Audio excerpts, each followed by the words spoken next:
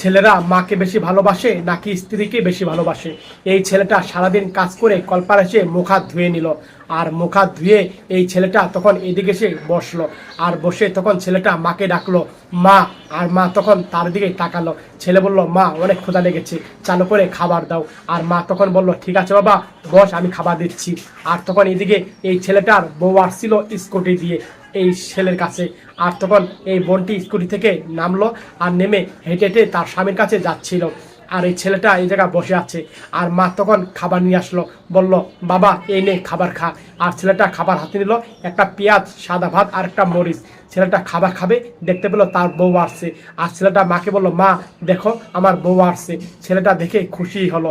আর মা বউকে দেখতে পেলো, মাও খুশি হলো। তারা দুজন উঠলো। ছেলেটা বউর কাছে গেল আর বলল, আরে তুমি এসেছো, বসো। আর তখন বউ বললো, আমি বসতে আসি নাই, চালু করে তুমি ব্যাগ গুছাও, আমার সাথে বেরিয়ে চলো। এভাবে কথা বললো। ছেলে বলল, আচ্ছা ঠিক আছে, তাহলে আমাদের সাথে মাও যাবে কিন্তু। এভাবে কথা বললো। আর স্ত্রী তখন বললো, না মা যাবে না, মা এই জায়গায় থাকবে। আর মা যদি যায় তাহলে আমার বাড়িতে চাকরানি কাজ করবে। এভাবে কথা বললো। মা শুনে অবাক হয়ে গেল। আর ছেলে বলল, কি বলছো? মা চাকরানি কাজ করবে, মা এই জায়গায় থাকবে, তুমি এই জায়গায় থাকলে চাকরানির মতো থাকতে হবে, আর তা না হলে তুমি চলে যাও। এভাবে কথা বলছে। আর বললো, শোনো, একটা কথা মনে রাখো, যতদিন মা আছে আমার সাথে থাকবে, কোথাও যাবে না। এভাবে কথা বললো। আচ্ছা ঠিক আছে, তুমি তোমার মাকে নিয়ে থাকো, আর আমি চলে যাচ্ছি, তোমার সাথে আমি আর থাকবো না। এভাবে কথা বললো।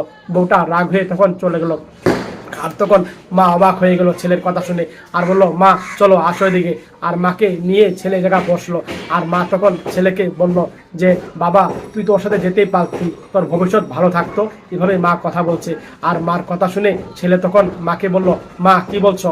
এরকম মেয়ে কয়েকটা যাবে আর কয়েকটা আসবে, কিন্তু তোমার মতো মা আমি কোথায় পাবো? আর কিভাবে কথা বলেছে তুমি দেখেছো মা, কিভাবে মেনে নেওয়া যায়? এভাবে কথা বললো। আমি কখনো মেনে নিতে পারবো না। আর মা তখন বুঝলো, বললো, মা তোমাকে ছেড়ে আমি কোথাও যাবো না। এভাবে ছেলে কথা বলছে।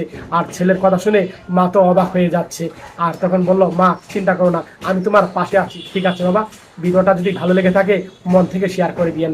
মন থেকে শেয়ার করে সবাইকে দেখার সুযোগ করে দিয়েন। সবাই বেশি বেশি করে শেয়ার করে দিয়েন।